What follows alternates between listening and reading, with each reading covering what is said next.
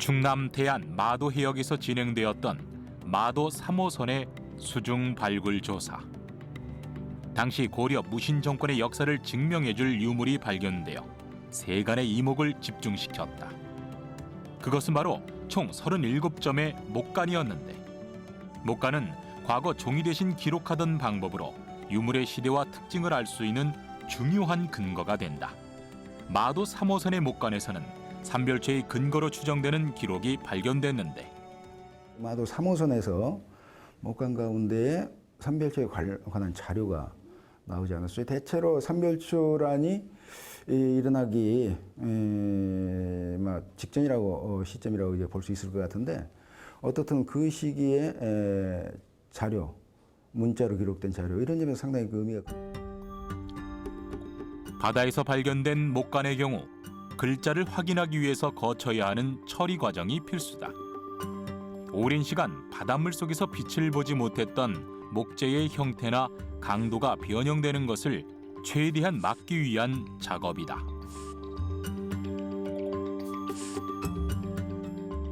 바다에서 나오다 보니까 유물에 염분이 들어가 있어요. 그래서 먼저 염분을 제거하는 작업을 먼저 해줘야 합니다. 그래서 먼저 물에다 집어넣어서 탈염 작업을 먼저 해줘야 돼요. 우선 예비 조사를 통해 현재의 상태를 파악하고 각종 분석 장비를 이용해서 수종이나 특성을 조사한다.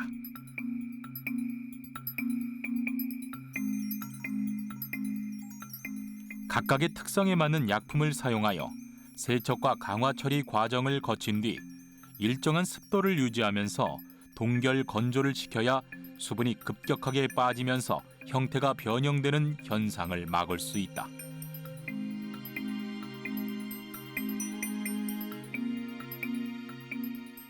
그래서 표면 처리 통해서 유물 처리가 완료가 되면 이제 끝나게 되고요. 만약에 유물이 부러져 있다든지 그렇게 되면은 그 이제 표면 처리 끝나고 나서 이제 접합 과정이라든지 이런 부수적인 과정이 들어가게 됩니다.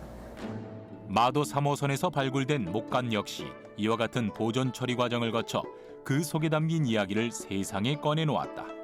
우3번 별초 도령 시랑, 우별초의 세 번째 부대 지휘관인 별초 도령댁에 보낸다는 뜻이다.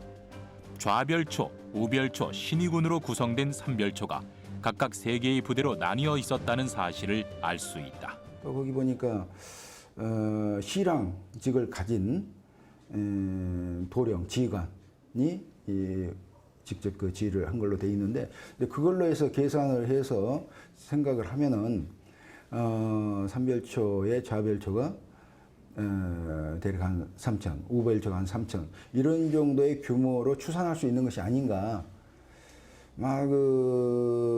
확실한 근거다 이렇게 보기는 어렵지만 그렇게 추산할 수 있는 근거는 일단 되는 것으로 이제 파악할 수 있는 그런 자료입니다.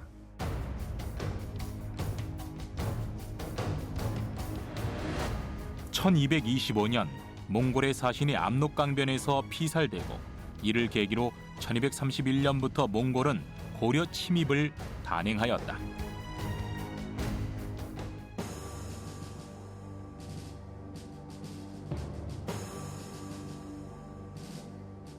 내정 간섭을 요구하고 약탈을 일삼는 몽골에 맞서 싸울 것을 결심한 고려는 개경에서 강화로 도보를 옮긴다. 물길이 둘러져 있기 때문에 개경보다는 방어가 훨씬 용이하다고 그렇게 판단을 했어요. 또 하나는 강화도 섬의 면적이 적지 않아요. 그 적지 않은 크기의 섬이기 때문에 장기간 항전에 대비해서 농경지도 확보할 수 있고, 또 개경의 인구도 어느 정도 수용할 수 있다고 하는. 강화도 북쪽 송악산 기슭에 위치한 고려 궁지. 개경과 멀지 않으면서도 바다로 둘러싸여 몽골의 침입을 막을 수 있다는 점과 개경으로 운반되는 지방의 조세와 곡물을 확보할 수 있는 위치였다. 당시 무신 정권의 핵심이었던 최우는 강화 천도를 결정한 다음 군대를 보내 궁궐을 짓게 했다. 고려 공지는 일단 그 강화 천도를 하면서 가장 먼저 이제 궁궐을 짓기 시작했고, 하지만 지금 현재 남아 있는 게 없어서 그 정확한 위치와 범위를 좀 추정하기가 좀 어려운 상황이 있습니다. 하지만 그 고려사 등의 기록에 보면은 각종 정각과 뭐 편전의 이제 이름들을 이제 보면은 규모는 작긴 하겠지만 개경의 만화때 그 궁궐을 이제 구조와 형태를 그대로 들여와서 지었던 것으로 추정이 되고 있습니다.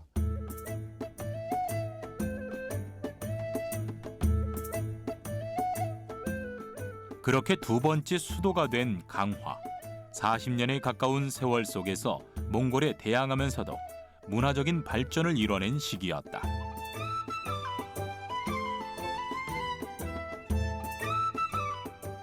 대몽 항쟁이라는 불안한 분위기 속에서도 최고 수준의 문화를 영위했던 것이다.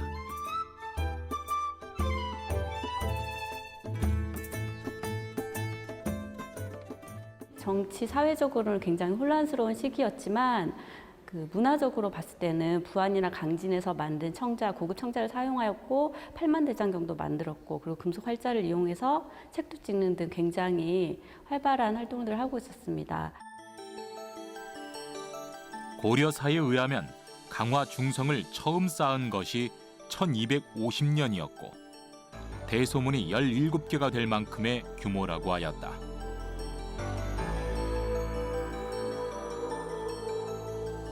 강화도에는 외성과 중성이 있었고 축조 기록은 없지만 내성이 있었던 것으로 파악되는데 현재 남아있는 것은 돌로 쌓은 내성뿐이다. 강화도가 몽골의 침략으로부터 비교적 안전할 수 있었던 이유 중 하나는 궁궐과 주요 시설물을 여러 겹으로 둘러싸고 축조된 삼중 성곽 구조였다. 강화도의 지리적 이점과 고려시대의 도성 방어 전략이 합쳐져 수도 개성과 동일한 구조의 도성을 구축한 것이다.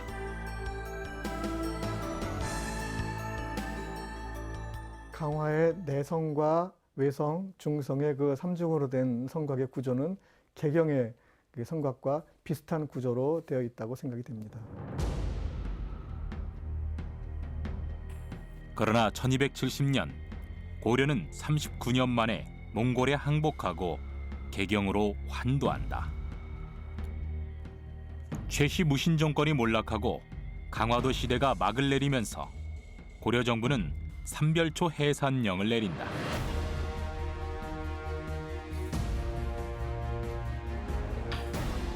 그러나 삼별초 세력은 이에 반발하며 강화에서 진도로 거점을 옮기고 몽골과 개경 정부에 저항하였다.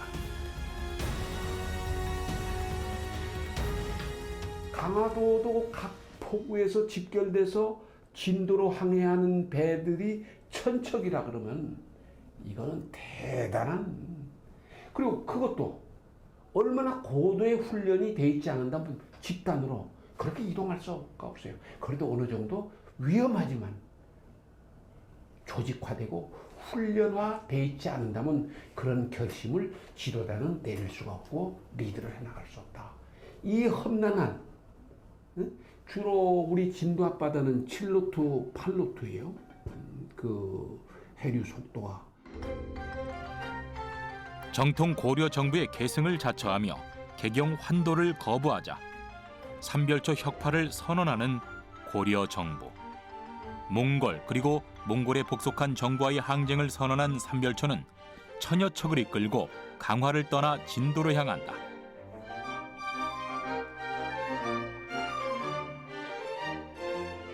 그들은 진도를 거점으로 한 해상 왕국을 구축하고자 했다. 몽골을 싫어하는 것은 국왕이나 신하들이나 이 무신들이나 비슷했을 것 같아요. 그런데 이제 다만 거기 대처하는 자세나 방법에 있어서 그냥 개경에 있으면서 이제 외교적인 방법이라든지 또는 그런 걸 통해 가지고 이제 개경을 지키는 것을 이제 희망을 했고, 또 무신들은 굳이 강화도로 옮겨가 가지고 하겠다고 하는 것에서 이제 갈등이 생겼는데, 그 이후에 몽고에 항쟁하는 것 자체는 아마 생각은 같았을 거예요. 정예군으로 선발된 조직이자 무신 정권 아래 만들어진 강력한 군사 집단이었던 삼별초. 강화를 떠나 새로운 거점으로 향하던 74일간 그들은 결연한 항몽 의지를 함께 다졌다.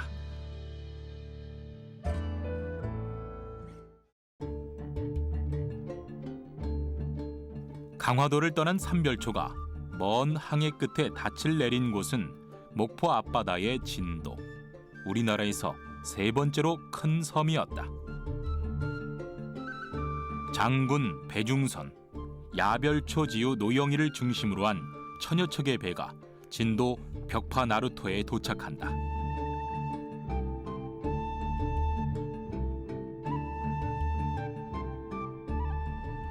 삼별초가 진도를 택한 데에는 몇 가지 이유가 있었다. 그중 하나는 물살이 세기로 유명한 울돌목이었다. 명랑해협을 끼고 있었기 때문에 군사의 요충지로 볼 수 있습니다. 그래서 외부에서 침입하는 세력들을 대비할 수 있는 그런 토대를 마련할 수 있었고요. 특히 몽고군 경우는 해전에 약했기 때문에 몽고군의 침입을 방어하는 데도 아마 유리한 조건으로 작용했을 것 같습니다.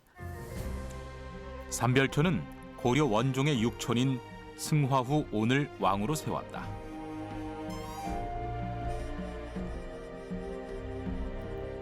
승화후란 말은 왕족이라는 뜻인데 왕족을 내세워 명분을 가지고자 했던 것이다. 삼별초는 관부를 설치하고 조직 체계를 정비하는 등 새로운 정부 수립에 만전을 기했다. 강화도에서 개경으로 환도할 때 우리는 그렇게 굴욕적인 화친을 맺지 못하겠다 해서 우리 고려의 자존심을 지킨 분이시기 때문에 굉장히 그 왕족 중에서도 우리의 민족혼이 굉장히 강했던 분이라고 생각하시면 될 것 같습니다. 그리하여 한반도에 개경과 진도 두 개의 정부가 존재하게 되었다.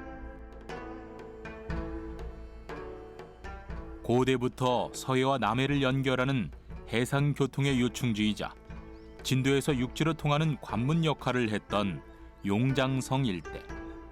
고려의 수도였던 개성과 강화도에 못지않은 또 하나의 고려 궁성이 탄생했다. 많은 인구를 수용할 수 있는 넓은 터전, 비옥한 땅과 천혜의 자연 환경, 외부 침략에 대비할 수 있는 지리적 위치. 용장성 왕궁지는 그렇게 삼별초의 거점이 되었다. 이곳에서 감히 세계 최강이라는 몽골 상대로 고려를 지키기 위해서 전쟁을 했다는 것, 우리 고려를 지키기 위해서 그 자존심을 세우고 민족의 혼을 지켰다는 곳이 바로 이곳입니다.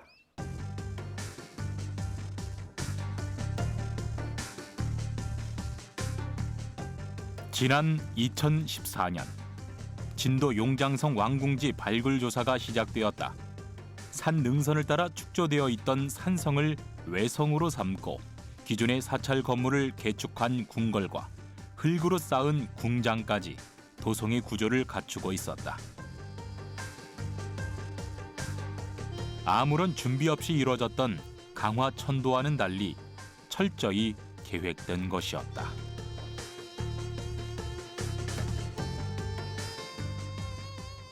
용장성은 이제 계단식으로 되어 있는 18개의 계단으로 되어 있습니다. 남북 동서에 이렇게 되어 있긴 한데요. 근데 사전에 이미 계획된 도시처럼 구획이 아주 잘 되어 있어서 삼별초군이 오기 전에 이미 궁성이 거의 완성된 단계에서 들어오지 않았을까 그런 생각이 됩니다. 특히 그 중에서도 치밀하게 계산된 배수 체계. 지금 여기 보시는 저기 배수로 수구의 입수구가 되겠습니다. 배수 처리는 물의 흐름으로 인한 건물의 훼손을 방지하고 유속을 줄이거나 흐름을 바꾸는 것이 목적인데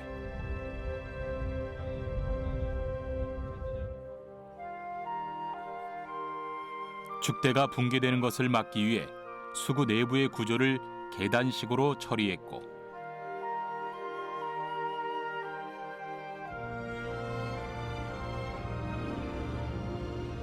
물이 나오는 부분에는 대형의 석재를 두어 땅이 패이는 것을 막았다.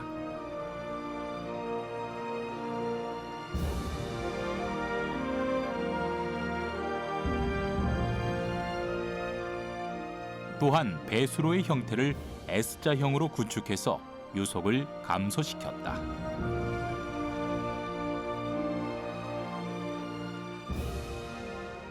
굉장히 건축물이 치밀하게 아주 잘 설계된 건물일 뿐만 아니라 개경에 있는 왕궁, 고려 왕궁과 비슷한 개념으로 건축되어 있다. 규모는 조금 작지만은 이런 점은 발굴에 의해서 확인된 사실이거든요. 그런 점에서 그 맥을 갖다 왕궁으로서 또 고려 정통 정부를 유지한다라는 그런 맥을 갖다 계속해서 가지고 갔다 하는 사실을 그 유적들이 설명을 하고 있습니다. 건물지 15동을 비롯한 제반 시설과 함께 다양한 유물이 출토되기도 했는데 그 중에는 기와류가 대부분을 차지했고 청자병, 청자 접시 같은 생활용기와 고급 자기, 청동기류와 철기류도 확인되었다.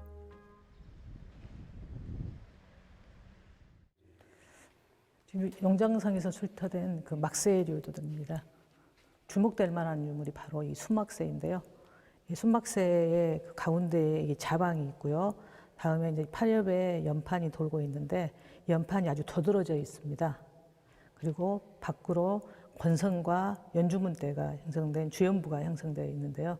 이러한 그 양식은 이러한 형태를 갖추고 있는 것은 개경이나 강화도 그리고 그 항파두리에서도 찾아볼 수 없는 독자적인 유물임을 알 수 있습니다. 용장성은 출토 유물을 고려해 볼 때 삼별초군이 진도에 입거한 이후에 축성된 것이 아닌 20여 년 전에 이미 계획했던 것으로 추정된다. 이러한 유물의 존재는 삼별초의 기록 문헌이 부족한 상황에서 당시의 모습을 엿볼 수 있는 중요한 근거 자료가 된다. 용장성에서도 외성에 해당하는 용장산성은 총 길이 13km에 이르는 대규모 성벽인데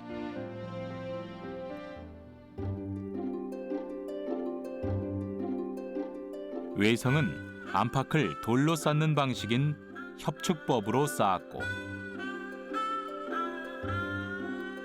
내성은 중심부에 돌을 쌓고 그 안팎과 윗면을 흙으로 다져 쌓은 석심토축성이다.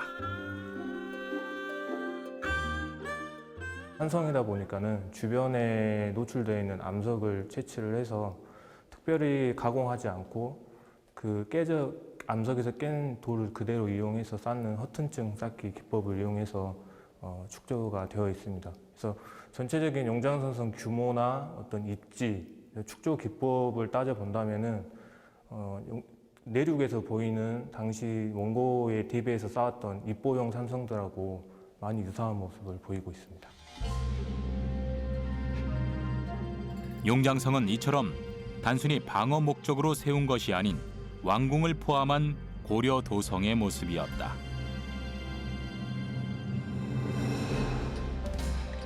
기존의 사찰을 강제로 폐쇄하고 권위를 상징하는 왕궁과 궁성, 궁성 내외부의 제사 유적, 그 밖에 다양한 목적의 건물지와 도로까지 당시의 기술을 총동원하여 계획된 것이다. 여러 가지 건축이 성 안에 이루어졌기 때문에 이런 점들을 좀 더 깊이 연구를 하게 되면은 그런 부분이 좀 다른 시기와는 다른 어떤 그 과학적인 그런 요소를 내포하고 있는 그런 구체적인 내용이다 이렇게 할 수 있을 것 같습니다. 외성은 자연 지형을 이용하여 쌓았다.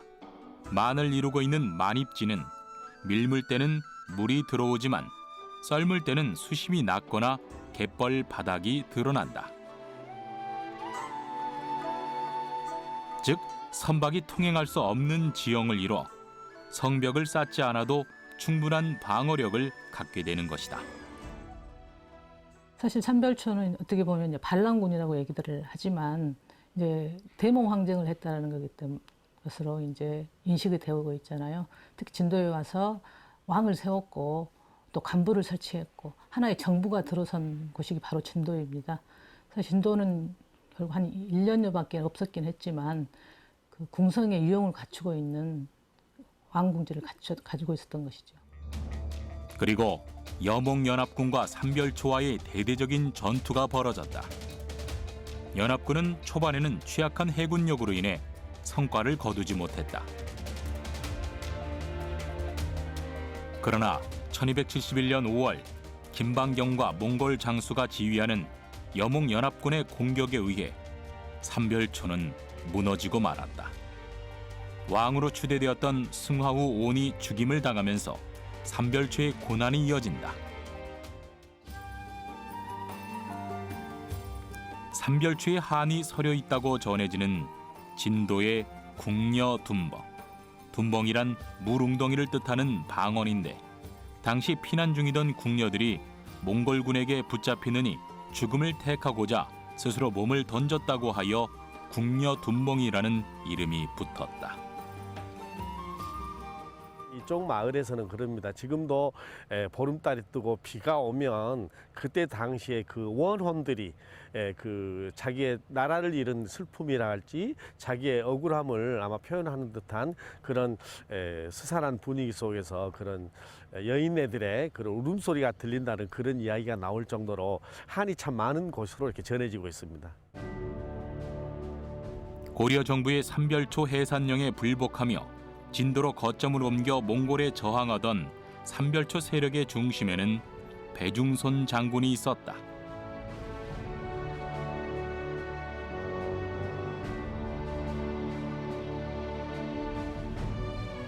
삼별초의 우두머리 장수였던 배중손. 그는 전라도 지방의 도서와 해안은 물론 경상도의 남해, 거제, 마산, 동래, 김해까지 세력을 확장했고 심지어 전주, 나주와 같은 내륙의 큰 도시까지 공격했다. 그러나 여몽연합군의 진격을 막지 못해 결국 용장산성이 함락되고 만다.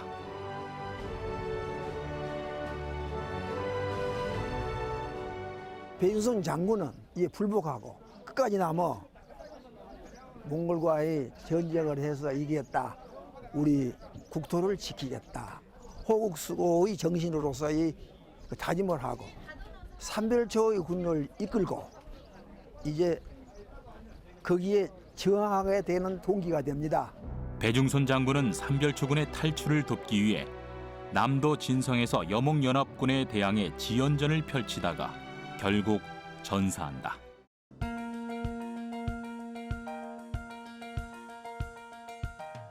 삼별초의 패잔병들이 근거지를 옮긴 제주도. 고려 정부는 삼별초의 제주 진입을 예상하고 있었다. 그리고 이를 막기 위해 고여림 장군을 제주에 보냈다. 그는 삼별초의 제주도 침입에 대비해 도민을 동원하여 해안에 성을 쌓기 시작했다. 이것이 바로 탐나의 만리장성이라 불리는 환해장성이다.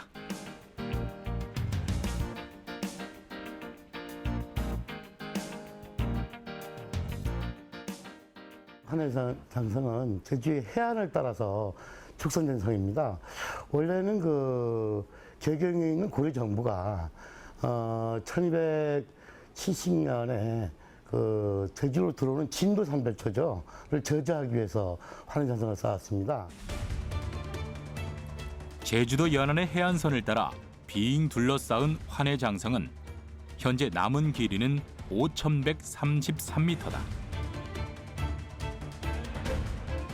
제주도를 새로운 근거지로 확보한 삼별초는 김통정 휘하의 부대와 유전혁 휘하의 부대가 서로 합쳐진 형태로 구성되었고 나름대로의 군사 조직과 체계를 갖추어 고려 관군에 승리한다. 그리고 바야흐로 제주 항전 시대가 열린다. 그 다음부터는 이 용도가 바뀝니다. 결국 여몽연합군을 막기 위한 성으로 바뀌게 되고요. 그 환해장성은 그 삼별초가 패망한 후에도 조선시대에 들어와서 왜구라든지 그 조선 후기에 이항선의 출몰을 막기 위해서 대대적으로 중보수가 됩니다.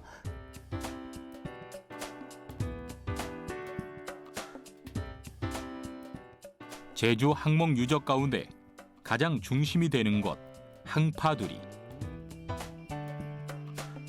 제주 항파두리 항목 유적지 종합 정비 계획의 일환으로 발굴과 함께 복원이 이루어지고 있다. 항파두성은 기본적으로 내성과 외성의 이중 구조이며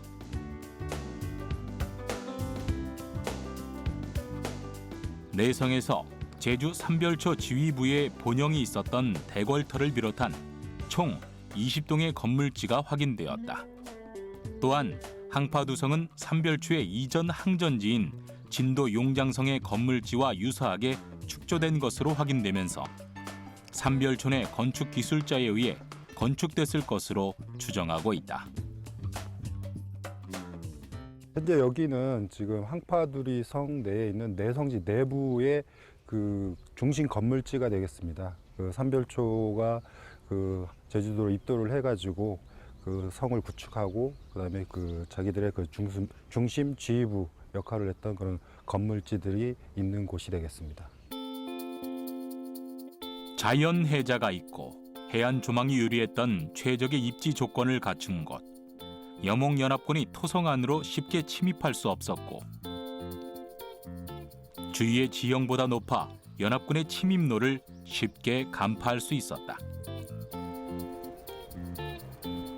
게다가 성내에 용천수가 솟아나 생활용수를 취득할 수 있다는 점도 크게 작용하였다. 외성의 전체 둘레는 문헌을 통해 6km로 알려져 있었지만 발굴 조사 당시 측량 결과 약 3.8km로 밝혀졌다. 내성과 외성은 모두 토축된 것으로 확인되었는데 그 중에서도 가장 고도의 기술을 요하는 판축법을 이용했다. 그 항파두리 외성 같은 경우에는 이 판축 토성입니다.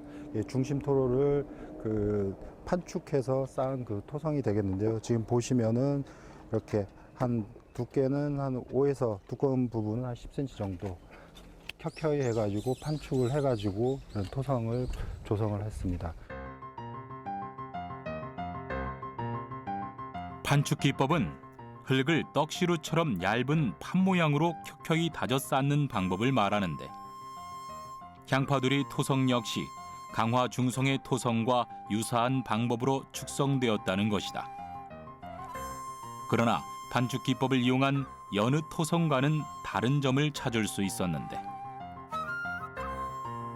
이 항파두리 외성에 같은 경우에는 일반적으로 고려시대 토성의 기본 구조, 그다음에 축조 방식이나 이런 거는 거의 동일하게 축성이 되어 있습니다. 그런데 조금 차이점이 있다면 그 판축의 그 주재료는 흙에 다량의 석재가 활석들이 섞여 있는 그런 그 차이점을 보이고 있고요. 그리고 그 와적층이 상당히 다량의 그 와적층이 내측이나 외측, 외피토로에 그렇게 지금 쌓여 있는 그런 특징을 보이고 있습니다.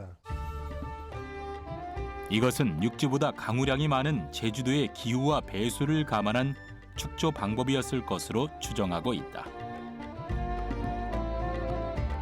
전쟁에서 최후의 방어 공간이며 공격의 공간이 되는 성곽. 때문에 최고의 석축 기술을 동원할 수밖에 없다. 항파두리성 역시 삼별초군이 고려의 자주 독립을 꿈꾸며 과학기술을 오롯이 담아낸 결과물이었을 것이다. 항파두리 토성은 전문적인 공병부대에 의해서 만들어진 왕궁과 같은 대규모 성곽입니다. 항파두리의 전체 그 길이가 3.85km 정도 됩니다. 그건 10리에 해당하는 아주 넓은 성이고요. 제주 항파두리 토성은 제주를 기지로 중심으로 해서 거기에 도하게 발판 앞으로 고려 경인정보를 향한 어떤 군사적 강한 이미지를 담고 있는 성이어서 아주 견고하게 만들어진 성이라고 볼 수가 있겠습니다.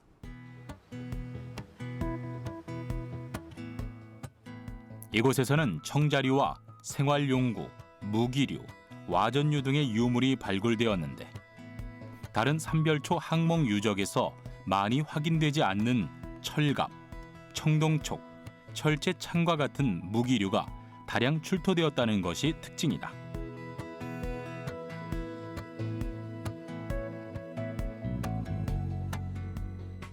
그 중에서도 유엽식 청동촉, 설제 찰갑, 철촉, 철모 등 무기류의 발견은 고려시대 무기사 연구의 획기적인 자료로 판단되고 있다.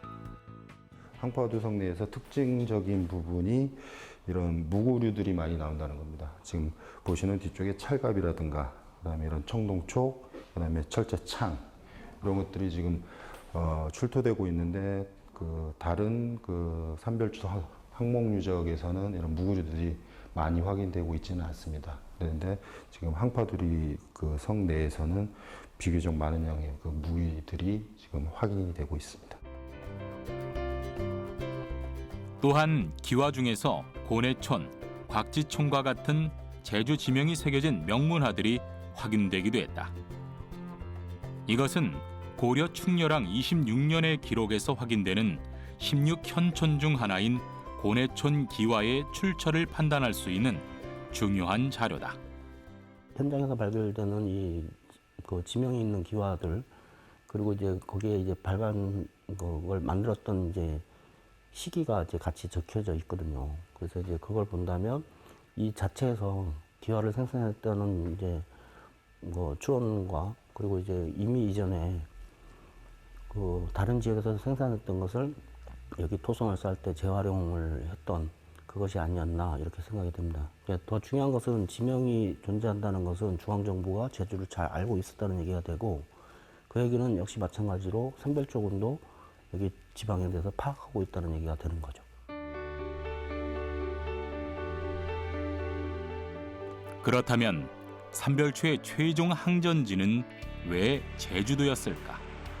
강화, 진도를 거점으로 삼을 때 몽골군이 해전에 약하다는 점을 이용한 것처럼 제주도 마찬가지였을 것이다. 제주도 같은 경우에는 내륙에서 굉장히 멀리 있는 곳이고, 그래서 제주도로 이제 삼별초들이 다 집결을 한 다음에 다시 이제 진도로 올라갈 그럴 이제 요량이었지 않았을까 그런 생각을 하고 있습니다. 왜냐하면 고려 이제 삼별초 정예부대 안에는 수군력이 만만치 않기 때문에 그것을 다시 활용하는 그런 개념으로 이제 생각을 하지 않았을까 그런 생각을 하고 있습니다. 몽골은 고려 정부의 삼별초 토벌을 강력히 요구하였고, 고려 정부는 김통정을 회유하고자 사신을 파견하기도 했지만 김통정의 거부로 무산되자 여몽연합군에 의한 삼별초 토벌을 결정하였다.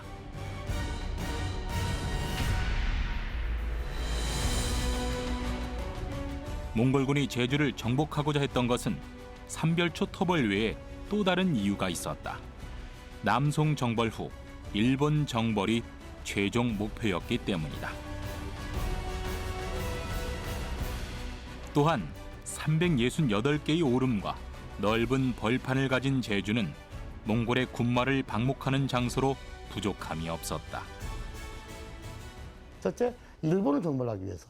그 다음에 군사용 말을 방목해서 그걸 치우기 위해서 탄막, 즉 제주는 반드시 필요했다라고 볼 수 있습니다. 따라서 그 고지도를 확보하기 위해서는 삼별초를 점령을 반드시 해야 했습니다.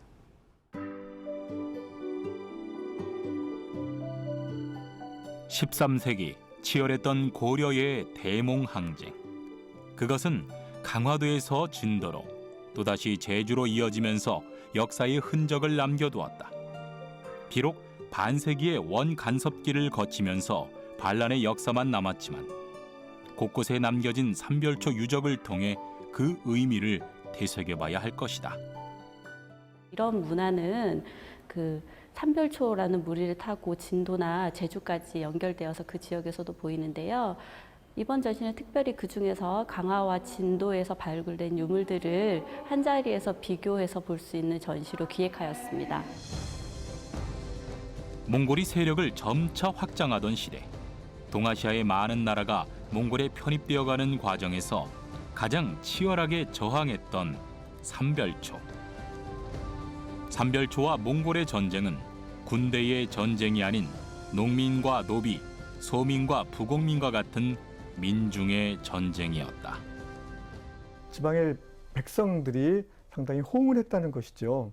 그래서 민중들이 개경 정부를 또 반대하고 또 몽골에 반대하는 그런 성향이 삼별초 정부하고 서로 맞물려 가지고 같이 동조를 했다는데 또한 의미가 있습니다. 산별조군이 이제 강화도에 있다가 진도에 있다가 여기로 들어온 거 아닙니까? 그렇다면 개성의 그 왕실 문화 그리고 이제 강화 진도의 이제 중앙 문화가 이제 여기 제주도 문화로 이제 이식이 됐다. 제주 문화도 한 차원 더 발달된 그런 문화가 이제 들어왔다 이렇게 볼 수가 있습니다. 유라시아 대륙을 평정하고 마침내 한반도를 노리는 몽골과 물러설 수 없는 고려의 치열했던 39년. 끝까지 몽골에 맞서 자주 독립을 지켜내고자 했던 고려의 최후 항전. 그 중심에 삼별초가 있었다.